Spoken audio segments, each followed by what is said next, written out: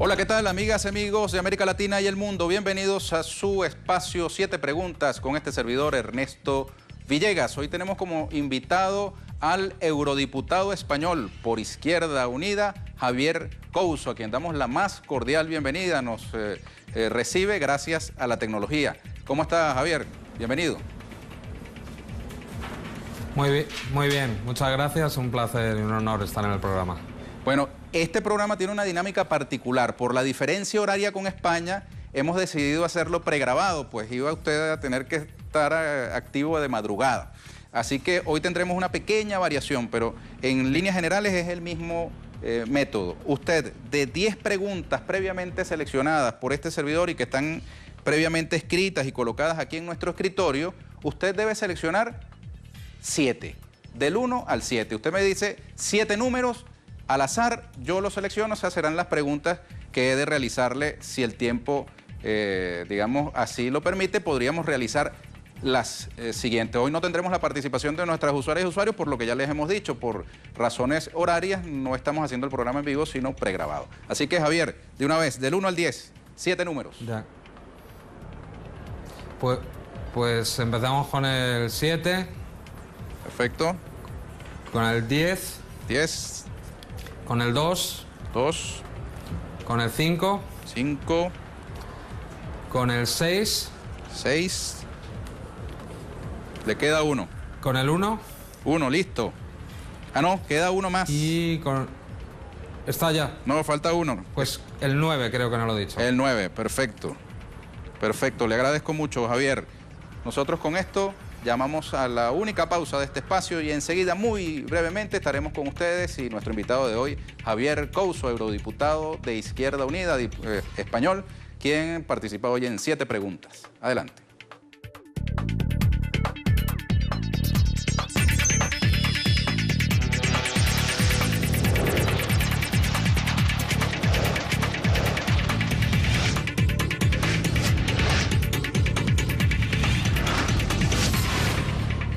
Bien, hoy con Javier Couso, eurodiputado de Izquierda Unida, movimiento político español, que hoy participa en este espacio. Vamos a hablar sobre la realidad política de Europa, de España, de América Latina y particularmente de Venezuela, que se ha colocado como tema principal de la campaña electoral española, tema de principalísima preocupación y ocupación de los medios españoles, de los políticos españoles. Pareciera que no hubiese ningún otro problema o asunto en España que no fuese Venezuela. De entrada quisiera preguntarle sobre ese punto. ¿Qué nos dice Javier Couso? Pues digo que es algo que parece irreal, ¿no? Que sea y que empiece la campaña o la pre-campaña en Caracas, ¿no? Yo a veces comento, porque estas cosas, aunque hay que tomárselas muy serias, también el humor sirve para denunciarlas, ¿no? Dentro de poco pues tendremos en los informativos de nuestro país también el tiempo que hace en Caracas, porque se ha convertido prácticamente en una noticia local. Lo que hay es un evidente intento de que opere los problemas o las situaciones que hay que señalar también de desestabilización sobre Venezuela operen en clave interna, y esto se debe pues a que prácticamente desde hace muchísimos años, y por desgracia yo que también he trabajado en medios de comunicación con una baja calidad periodística de los grandes medios, porque prácticamente están en pocas manos. Además eliminaron por el Partido Socialista incluso la limitación de participaciones cruzadas, con lo cual se ha dado pie a que en muy pocas manos se concentren la mayoría de los medios, y por desgracia no hemos tenido el contrapeso que pudieron tener los británicos con la BBC, con unas televisiones públicas que al final se han convertido en las televisiones pues del partido gobernante, ¿no? Y entonces desde el principio, pues ya desde el año 2002, incluso antes, ¿no? Aquí se apoyó por parte de Prisa del País, por ejemplo, hubo un editorial que se llama Golpe al Caudillo. Incluso yo he entrevistado a periodistas que reconocieron en público que habían recibido consignas, y así ha sido todo el tiempo, años y años de denostar, de caricaturizar, de crear una realidad paralela sobre Venezuela. De hecho, por desgracia, que llega a la mayoría de la población, porque no hay contrapesos, como decíamos antes, que nos cuenten el otro tipo de realidad. Entonces se ha caracterizado antes al presidente Chávez, ahora al presidente Maduro, como si fueran, además, al estilo, podríamos decir, una mezcla entre Goebbels y Hollywood, ¿no? Es decir, además Hollywood tomó muchas de las máximas de la propaganda, ¿no? Deshumanizar al enemigo, decir que las cosas malas las hacemos porque nos obligan los malos, etc. Y los supervillanos, que eso pues en el ámbito cultural, por desgracia estadounidense, está muy en boga. Y aquí se ha dado, yo siempre comento una cosa que me llenó de terror, ¿no? Por ejemplo, una encuesta que se hizo a la población española en la cual la mayoría de la población consideraba peor al presidente de Venezuela que al fundador del Estado Islámico, mal llamado Estado Islámico al-Baghdadi, ¿no? Entonces es una realidad construida y lo que se quiere hacer es operar para atacar pues a las fuerzas del cambio, porque hay una evidente ganas de cambio en mucha parte de la población española de lo que hemos vivido pues desde que acabó la dictadura. Y yo creo que están bastante nerviosos, pero yo creo que están llegando además a un momento ya, incluso están saturando a la población, porque esto ya es inaudito, que se hable de Venezuela como si fuera Albacete, que es una provincia o un lugar en España, ¿no?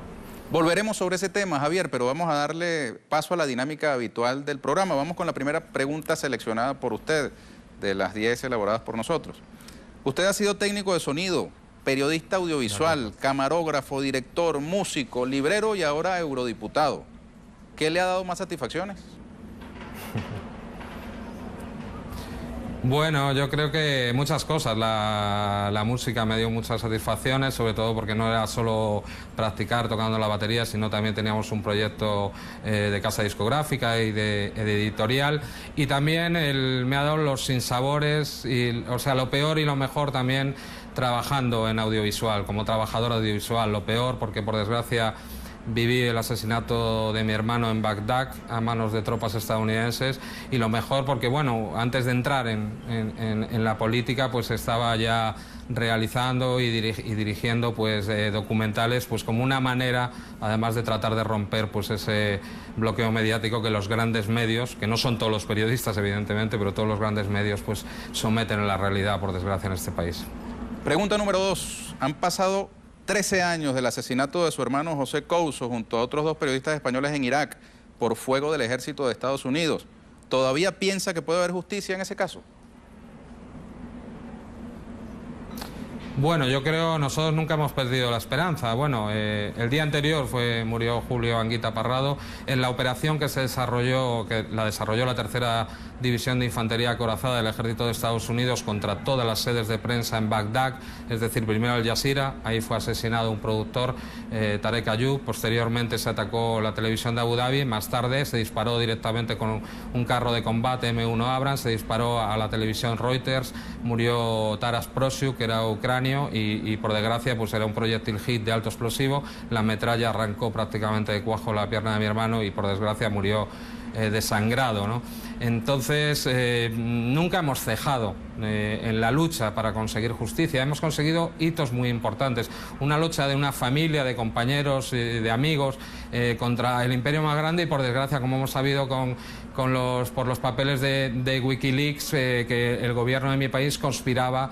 Primero el del PP lo decía abiertamente, pero el del Partido Socialista decía que nos estaba apoyando, y luego comprobamos pues que incluso viceministra o ministro del Interior, fiscal general del Estado, se reunían con el embajador estadounidense para tratar de parar el caso. Hemos conseguido hitos importantes como la primera orden de búsqueda y captura contra militares estadounidenses por crimen de guerra, que además tramitó la Interpol, ¿no? Posteriormente, la segunda vez que la conseguimos, el director de Interpol, antiguo secretario del Tesoro estadounidense, cambió los estatutos para que no la afectara. Ahora tenemos una suspensión temporal, porque el gobierno español ha cambiado las leyes de jurisdicción universal, pero de tal manera tan abrupta y tan chapucera que incluso ha dejado desprotegido a cualquier ciudadano o ciudadana español o española que sea, por ejemplo, asesinada, secuestrada por trata de blancos, mientras el victimario no viva en España no puede ser perseguido.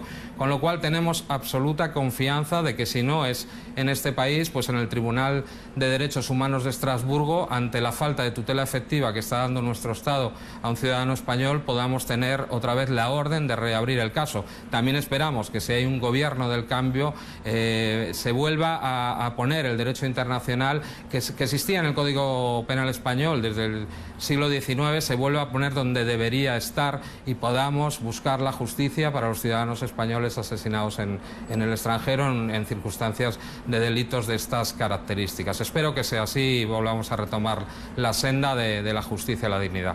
Siguiente pregunta para Javier Couso. Las encuestas muestran que la alianza Unidos Podemos, conformada por Podemos e Izquierda Unida, podría superar en votos y escaños al Partido Socialista Obrero Español. ¿Están ustedes preparados para gobernar España o simplemente aspiran a liderar la oposición en España?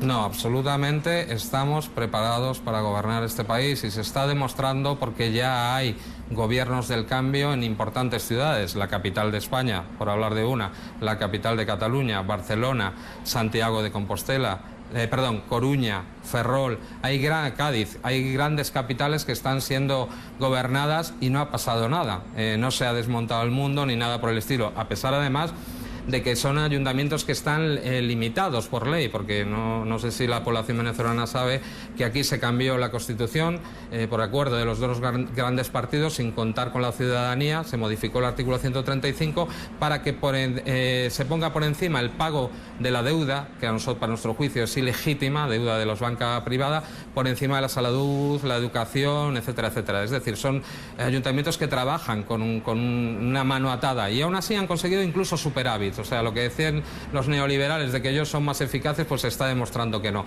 Por lo tanto, sabemos de dónde venimos, sabemos a dónde vamos y creemos que si tenemos la confianza, claro que vamos a aceptar el reto de dar una nueva oportunidad a este país.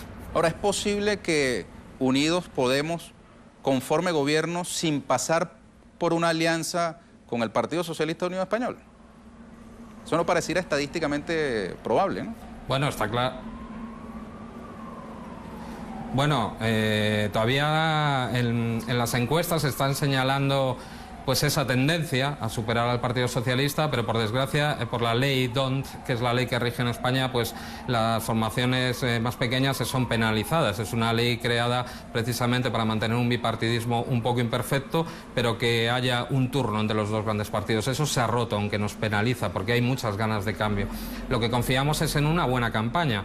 Yo me acuerdo de datos de alguna formación que viene coaligada con Izquierda Unida, como fue Podemos, que en la anterior campaña pasó de 11 puntos en las encuestas a 22 tras la campaña.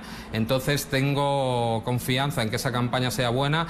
Creo que tanto nuestro líder, que es Alberto Garzón, como Pablo Iglesias o la alcaldesa Ada Colau u otras figuras que puedan participar en los mítines van a hacer una campaña impresionante y que podemos subir, ¿no? Vamos a tratar de trabajar en ese sentido. Siempre se le está ofreciendo al Partido Socialista que sí sea socialista, que recupere la senda de lo socialista, de su tradición histórica de más de 100 años y que abandone pues las tesis de la tercera vía que surgieron por Blair, etcétera, de lo que se llama ahora el socioliberalismo. Si ellos lo aceptan, podemos tener acuerdos para, por lo menos, lo importante en mi país. El otro día salían los datos del Instituto Nacional de Estadística de que no es sospechoso de ser de izquierdas o cualquier etiqueta que se le pueda poner, y decían, según datos de este instituto, que el 30% de la población española estaba en peligro de pobreza, ¿no? Por lo tanto, podemos llegar a unos acuerdos, por lo menos, para hacer, en primer lugar,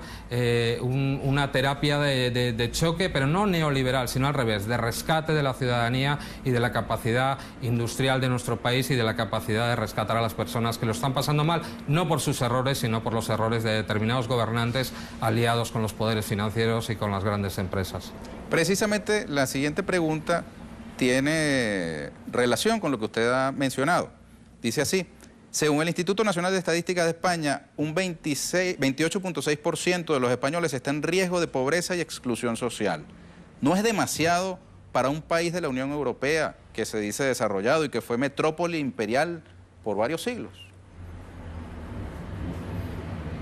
No, es increíble. Además, yo lo señalaba curiosamente en la respuesta anterior que han lanzado con esta pregunta, porque me parece un dato catastrófico para mi país, un país que es rico, que tiene está en un lugar que es puerta de África, puerta de Europa, da al mar Mediterráneo, da al océano Atlántico, tenemos el Cantábrico, un país que es estable, no tenemos grandes catástrofes naturales, que tiene mar para la pesca, que tiene un clima benigno, ¿no?, donde se puede hacer agricultura, que tiene a veces periodos de sequías, pero que también tiene disposición para lanzar ese sector primario, y lo que nos hemos encontrado es justamente lo contrario, no se ha desmontado, y eso tiene mucho que ver con la Unión Europea de Maastricht, ¿no? El Tratado de Maastricht diseña una Unión Europea de centro y periferia, con un centro liderado por ese gran poder que es Alemania, y una periferia formada por el sur y los países del este, a los cuales nos ha tocado desindustrializarnos, hemos sido desindustrializados. Además tenemos un problema con esa deuda ilegítima.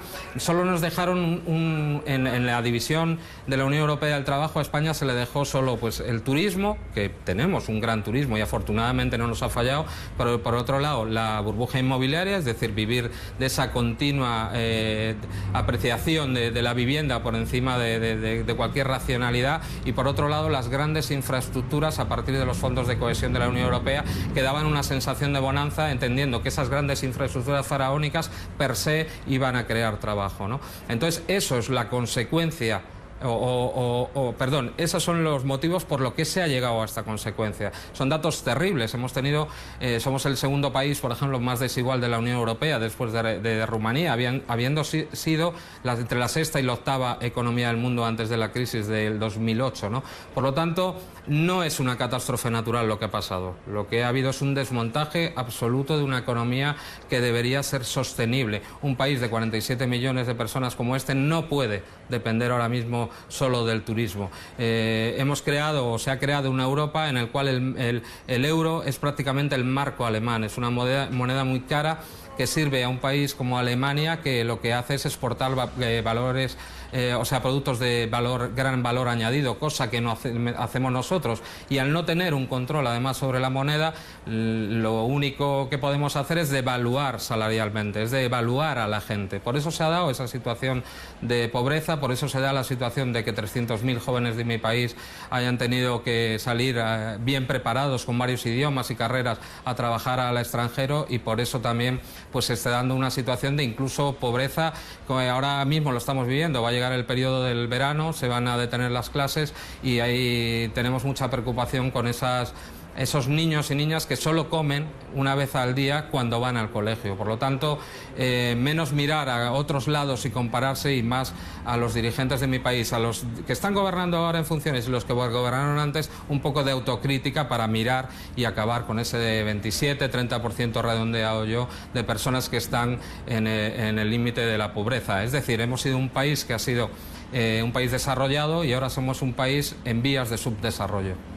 Ahora, en ese contexto, Javier, la opinión pública española está saturada, como usted decía hace unos minutos, del tema Venezuela. Se publica en la prensa española un centimetraje inusitado de artículos, reportajes, infinidad de cuartillas, como les llamamos en el periodismo, sobre el tema Venezuela, pero sus propios problemas no son los que están en juego en esta campaña electoral, ¿o es el tema Venezuela? No, eso parece que pretenden. Yo espero que se corrija, y se corrija, entre otras cosas, por el hartazgo también de la ciudadanía. Además, es que curiosamente, si sigues el caso Venezuela o la situación en Venezuela por los medios de comunicación españoles, incluso deontológicamente no queda muy bien parado, porque solo tenemos una visión. A mí me gustaría contraponer las visiones. Yo puedo contar, no sé si con los dedos de la mano, con ninguno, las veces que se han invitado otras voces, o al embajador, por ejemplo, de Venezuela en España, o la embajadora ante la Unión Europea, o por ejemplo las víctimas de las guarimbas, ¿no? Yo, cuando se habla de Leopoldo López, de lo que pasó cuando hubo las guarimbas, y ves a un personaje amnistiado ya en 2007 por el golpe de Estado de 2002, que llama pues al desconocimiento, incluso no pacífico, de un gobierno que ha ganado unas elecciones, se producen 43 muertos, pues me gustaría que también la gente supiera. Yo he recibido en el Parlamento personas que han perdido una mano por un explosivo, o la viuda de un guardia que fue asesinado por retirar una barricada. Por desgracia, a la población de mi país se le hurta esta información. Por lo tanto, espero que este debate que es interesado, desestabilizador, injerencista, que además lo que trata es de ocultar los problemas propios para magnificar otros problemas, descontextualizado y con una firme voluntad de crear un único enemigo, pues me parece que vamos por mal camino, y yo espero que a lo largo de la campaña se vaya corrigiendo y empecemos a hablar de los problemas que afectan a este país. Yo creo que este pueblo no es tonto y que se tiene que dar cuenta un poco de que se están tirando, como se dice en jerga futbolística, balones fuera. Siguiente pregunta. El gobierno de Rajoy ha otorgado la nacionalidad española a los padres de Leopoldo López y otros opositores venezolanos. El señor Albert Rivera vino a Venezuela como parte central de su campaña electoral. ¿Qué opina usted?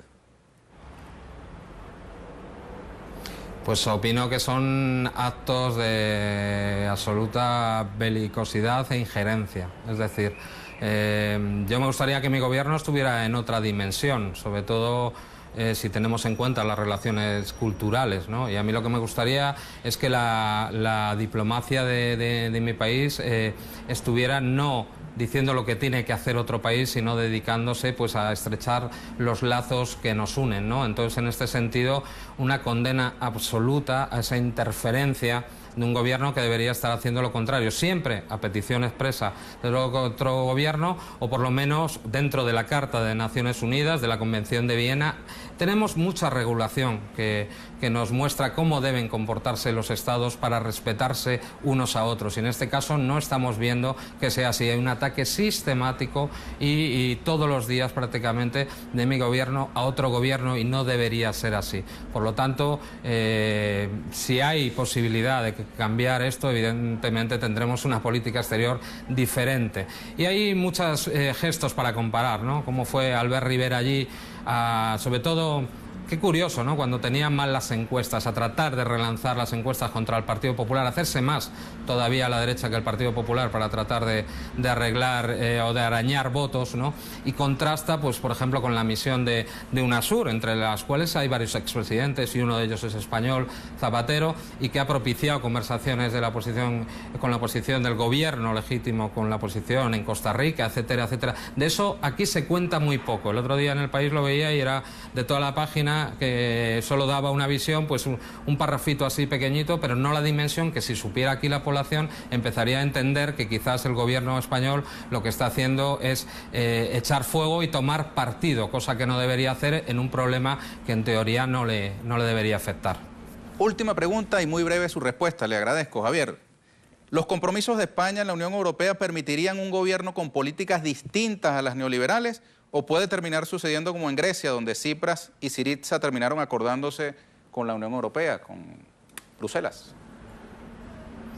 Bueno, nosotros mantenemos que sí es posible. Lo que pasa es que Grecia, por desgracia, estaba sola, representa muy poquito del Producto Interior Bruto de la Unión Europea, pero bueno, si España se suma con un gobierno del cambio, nosotros somos bastante más importantes, cerca del 13% del PIB, y ya hay además otra experiencia en la cual gobierna el Partido Socialista en Portugal, con el apoyo del Bloco de Esquerdas y del Partido Comunista Portugués, con lo cual sí se puede empezar a trabajar en un bloque que dentro de esta Unión Europea empiece a girar al otro lado, porque si no, al final lo que va a pasar es lo que está pasando, y voy a terminar, está creciendo la extrema derecha y está creciendo el descreimiento con una Unión Europea que no da solución ni al problema de los refugiados. 700 personas han muerto en los mares del Mediterráneo esta semana, no dan solución a la solidaridad entre naciones, como hemos visto con Grecia, y luego utiliza los derechos humanos incluso para ingerir en otras realidades. Por lo tanto, o cambiamos la cosa desde dentro